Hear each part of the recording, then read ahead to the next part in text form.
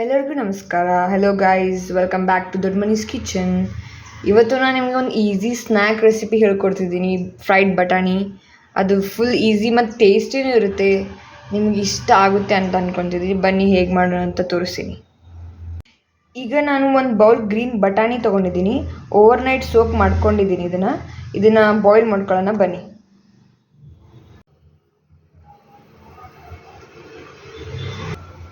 ಈಗ ಬಾಯ್ಲ್ ಮಾಡ್ಕೊಳ್ಳೋಕ್ಕೆ ಒಂದು ಪಾತ್ರೆ ತೊಗೊಂಡಿದ್ದೆ. ಅದರೊಳಗೆ ಒಂದು 2 ಗ್ಲಾಸ್ ನೀರು ಹಾಕಿ ಇಟ್ಟಿದ್ದೀನಿ.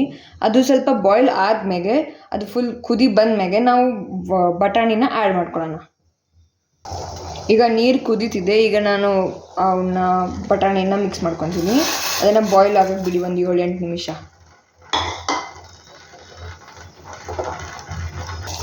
ನೋಡಿ ಎಷ್ಟು ಚೆನ್ನಾಗಿ ಬಾಯ್ಲ್ ಆಗ್ತಿದೆ. ಮಿನಿಮಮ್ 5 ಮಿನಿಟ್ಸ್ ಬಾಯ್ಲ್ ಮಾಡ್ಕೊಳ್ಳಿ. ಜಾಸ್ತಿ ಅದನ್ನು ಕುದ್ಸೋಕೆ ಹೋಗ್ಬೇಡಿ, ಮೆತ್ತಗಾಗಂಗೆ ಕುದ್ಸೋಕೆ ಹೋಗ್ಬೇಡಿ. ತೋರಿಸ್ತೀನಿ ಬನ್ನಿ. ನೋಡಿ, ಈ ಥರ ಬಾಯ್ಲ್ ಆಗಿರಬೇಕು ಅಷ್ಟೇ. ಬನ್ನಿ ಈಗ ನೆಕ್ಸ್ಟ್ ಸ್ಟೆಪ್ಪಿಗೆ ಹೋಗೋಣ.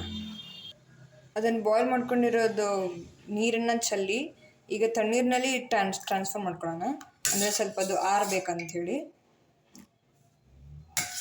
ಇದನ್ನು ಟ್ರಾನ್ಸ್ಫರ್ ಮಾಡಿಕೊಂಡು ನೆಕ್ಸ್ಟ್ ಸ್ಟೆಪ್ಪಿಗೆ ಹೋಗೋಣ ಬನ್ನಿ. ಈಗ ನೆಕ್ಸ್ಟ್ ಸ್ಟೆಪ್ ಏನಂದರೆ, ಈಗ ಕುದಿಸ್ಕೊಂಡಿರೋ ಬಟಾಣಿನ ನಾನು ಪ್ಯಾಡ್ ಡ್ರೈ ಮಾಡ್ಕೊತಿದ್ದೀನಿ. ಅಂದರೆ ಅದು ನೀರೆಲ್ಲ ಹೋಗುತ್ತೆ, ನೀನು ಫ್ರೈ ಮಾಡೋಕ್ಕೂ ಚೆನ್ನಾಗುತ್ತೆ. ಅದಕ್ಕೆ ಇದನ್ನು ಪ್ಯಾಡ್ ಡ್ರೈ ಮಾಡ್ಕೊಳ್ಳೋಣ. ನೀರು ಹೋಗೋ ಮಟ್ಟ ಒಂದು 20 ನಿಮಿಷ ಮಾಡ್ಕೊಳ್ಳಿ ಇದನ್ನು ಅಷ್ಟೇ. ನೋಡಿ, ನೀರು ಹೋಗೋ ಮಟ್ಟ ಈ ಥರ ಪ್ಯಾಡ್ ಡ್ರೈ ಮಾಡ್ಕೊಳ್ಳೋಣ. ಈಗ ನೆಕ್ಸ್ಟ್ ಒಂದು ಪಾತ್ರೆ ತೊಗೊಳ್ಳಿ, ಅದಕ್ಕೆ ಎಣ್ಣೆ ಹಾಕ್ಕೊಳ್ಳಿ. ಮಾಡ್ಕೊಂಡಿರೋ ಬಟಾಣಿನ ಸ್ಲೋ ಆಗಿ ಆ್ಯಡ್ ಮಾಡ್ಕೊಳ್ಳೋಣ. ಕೇರ್ಫುಲ್ ಆಗಿರಿ, ಎಣ್ಣೆ ಸಿಡಿಯೋ ಚಾನ್ಸಸ್ ಇರುತ್ತೆ.